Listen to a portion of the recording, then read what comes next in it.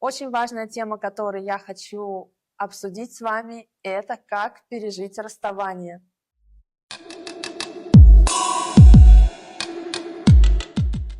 Очередь. Самое главное, что я хочу сказать, пожалуйста, ни в коем случае не думайте, что вы некрасивая, что вы недостаточно хороши внешне, что у вас какие-то есть изъяны, а что вы там не в той форме, или вы там недостаточно хорошо одеваетесь, выглядите, у вас там какие-то зубы не такие, а может быть там подбородок второй, может там форма лица, неважно.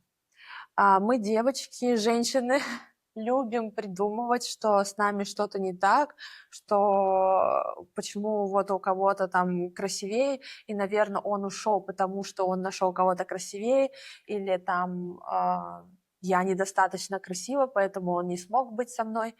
Я считаю, что это заблуждение, я считаю, что это просто не нужно в этих мыслях ковыряться, на себя их накидывать, перебирать и так далее. Это бесполезно. Почему бесполезно? Потому что человек, который вас полюбит, который полностью, вы будете для него, она моя, она тот, кого я люблю, и даже не могу объяснить, почему. И такие семьи есть, мужчины есть, где так и происходило, что мужчина любит, и неважно, в какой форме она, постарела она, потолстела, похудела и так далее, он всегда ее любит, потому что она своя, потому что она родненькая, он принимает ее такой, какая она есть, и любит, обожает. Поэтому если человек, даже если он ушел из-за внешности и так далее, счастливого ему пути, потому что с таким человеком все равно ненадежно строить семью. Я не могу ничего сказать, если кто-то ушел из брака, возможно, тоже эти мысли могут вам помочь, но особенно если все-таки не случился брак, это были просто встречания и так далее, то слава богу, что человек ушел, пожалуйста, удачи ему, и вам не нужен просто такой человек, который уйдет от вас из-за внешности. Почему? Потому что вы будете всю жизнь несчастны, вы будете всю жизнь думать, как себя исправить, надо быстрее худеть, надо еще какие-то процедуры сделать, может быть, изменить там форму лица, увеличить грудь там, и так далее и тому подобное. Я не против всех процедур. Давайте так, вы меняете себя, но вы меняете себя для себя самой же. То есть вы хотите стать красивее, вы хотите стать в лучшей форме, да, вы хотите поменять, может быть, черты лица и так далее. Пожалуйста, там, выровнять зубы, а может быть, начать делать из себя фитнес-красотку. И это здорово, но это очень болезненно, если вы будете это делать из-за каких-то отношений, где вас не любят, где вас не принимают такую, какая вы есть, и где вам навязывают. Иногда бывает такое, и со мной было, где мне говорили, давай-ка ты ходи в спортзал, давай там вот это, вот то делай и так далее. И где мужчина пытается перекроить эту женщину, переделать. Он встречается с брюнеткой, но мечтает о блондинке и начинает как бы такое, ну, может, тебе там волосы покрасить или еще что-то. Или он, например, там встречается с женщиной в форме, и он на нее там давит, что он всегда там хочет себе какую-то мини-красотку. Ну, это просто больные отношения будут, ты постоянно будешь недостаточно хороша, и когда вас хотят переделать, перешить, перекроить, зачем? Зачем тогда эти отношения? Я вот честно не понимаю. Чувствовать себя несчастной в отношениях недостаточно хорошей. А что будет в старости? Ну, как бы в старости все такие уже как бы не всегда симпатичненькие.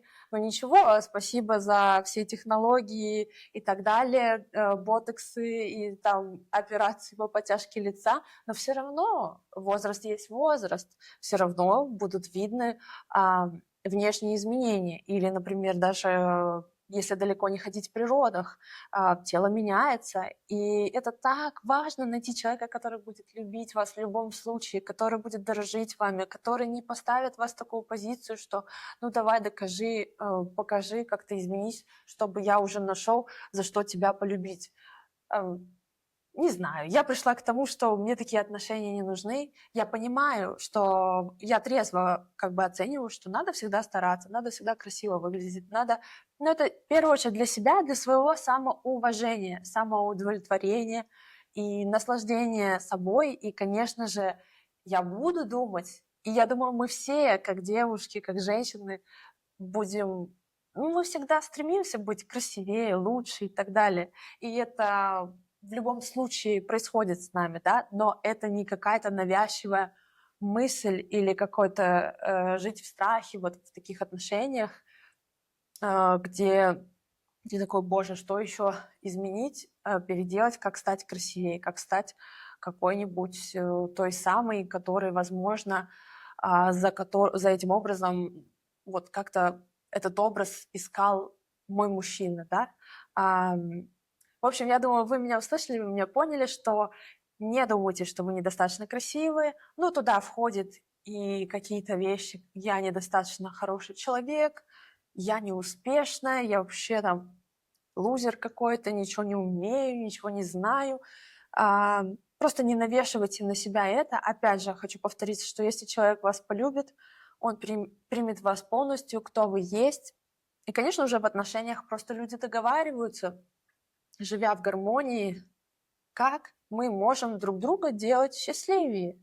Вот и все. То, что я слышала от одного парня, он влюбился как-то в девушку лет 5 назад, и она внешне была не особо привлекательная, и он говорит, я, когда друзьям ее показывал, все таки, а что ты в ней нашел? Ну, как бы вообще, она какая-то, ну, никакая.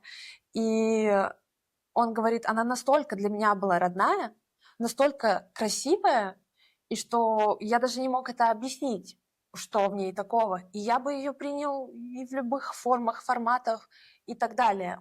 Но он сказал, что это была грустная история, где они просто разъехались в разные города, что-то такое, и она там перестала выходить на связь. В общем, он как бы потерял ее, не знаю, у них что-то не срослось, но он до сих пор, уже лет 5 прошло, и он думает о ней, и он говорит, она вот для меня до сих пор самая красивая девушка в мире.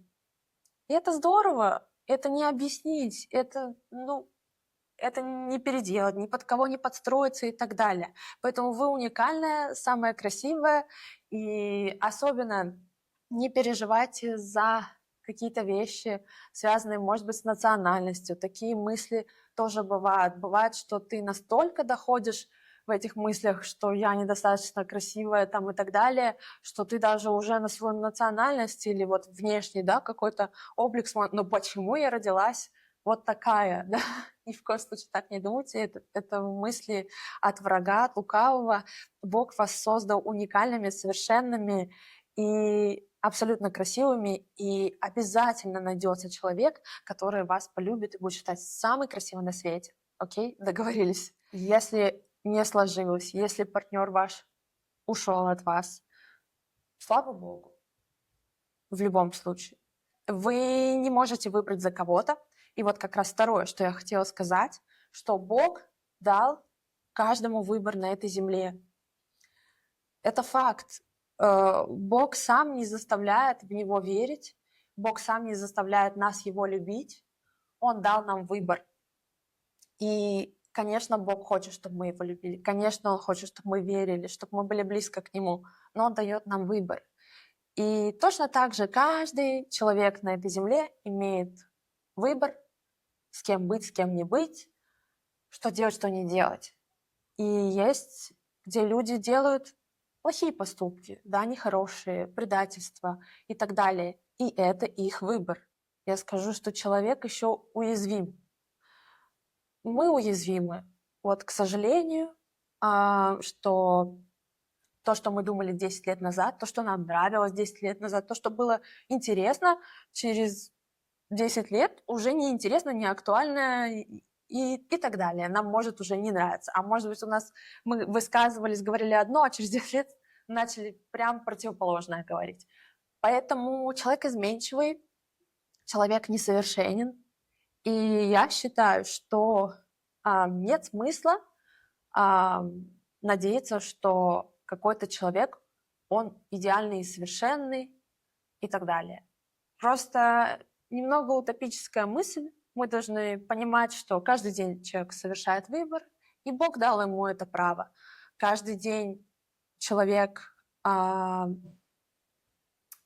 выбирает кого слушать, Бога или дьявола. Каждый день человек следит за своей душой, за своими поступками, за тем, как он себя ведет, что он говорит, а что он оставит после себя на этой земле, какая репутация у него и так далее.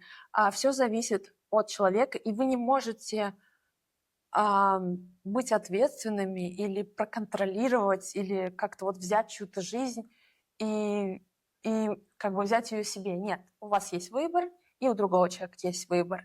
И он сам будет нести последствия за свой выбор, он сам будет отвечать за свои поступки, шаги и так далее. Поэтому мне очень помогло принять вот этот факт, что каждый выбирает. И это факт, и мы иногда ничего не можем с этим сделать. Это необъяснимо. Поэтому если с вами расстались, например, да, или разрушились отношения, я не думаю, что нужно делать раскопки подетально, как Шерлок Холмс или там, да, как археолог, думать, где же там, куда же, что, как оно пошло, а почему он тогда сказал так, а вот сегодня вот так. Конечно, какой-то легкий анализ можно сделать, да, окей, я принимаю, что вот так случилось, я делаю выводы, иду дальше. Даже если вы осознали, да, возможно, у меня характер такой вот, прям не очень. Классно, поработайте над своим характером и идите дальше. Но не стоит загоняться, не стоит вести расследование. Я считаю, что это трата времени, это еще больше вас приклеивает к отношениям, которых уже нет, и вы еще больше эмоционально, энергетически вкладываете туда. Хотя вы можете уже в это время вложиться в другие отношения, и, возможно, в здоровые отношения, и с человеком, который вас любит.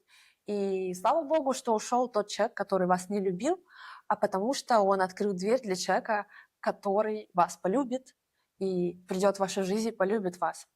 Поэтому не отчаивайтесь, надежда не потеряна. Почему я еще так много говорю про любовь и чтобы вас полюбили? Потому что это составляющая счастливой пары, счастливого брака. Как в Библии написано, мужья, любите ваших жен. Почему Господь так сказал? Потому что для женщины это очень важно, чтобы она имела мир, чтобы она ощущала себя счастливой, чтобы она знала, что она прекрасна. Вот такая женщина, да, она уникальна. Вот ей надо знать, что ее любят, ей это важно. Поэтому действительно вас должны искренне полюбить, и тогда у вас будут счастливые отношения.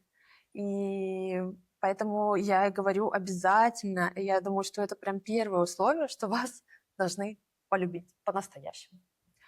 Что еще хочу сказать в заключении, что важно не базировать ощущение счастья только на отношениях. Или иногда бывает, да, там кто-то ощущает себя счастливым, когда у него там много денег, или карьера идет вверх, или бизнес идет вверх, или какие-то достижения и так далее. Да, это кусочки счастья, которые окружают наши жизни, и как отношения, да, но очень важно знать, что счастье уже есть внутри вас без каких-либо оснований, без каких-либо украшений, без достижений, без отношений и так далее. Вы уже счастливы. Просто вы должны позволить себе без всяких мыслей дополнительных это ощутить. И чаще всего, я переживаю это счастье, когда я просто переживаю Божье присутствие, когда я чувствую, что я его дочь, я его создание, я Божье создание, эта жизнь уникальна, этот мир прекрасен и красивый, и я дышу этим воздухом, и особенно здесь много вещей, которые мы даже не ценим, как здоровье, одежда, еда и так далее. И в заключение хочу прочитать место Писания из Библии. Это послание Ефесянам 3, с 18 по 19 стихи.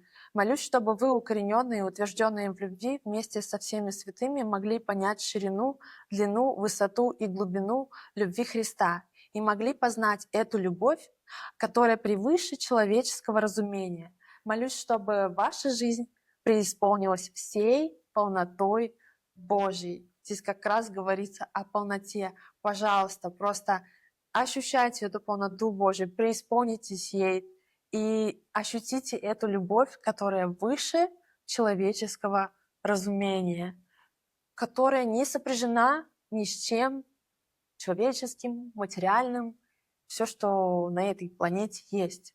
Просто постарайтесь расслабиться, простить, кто вас обидел, отпустить и пережить настоящую Божью любовь, которая будет делать вас счастливыми всегда, независимости ни от каких обстоятельств жизни.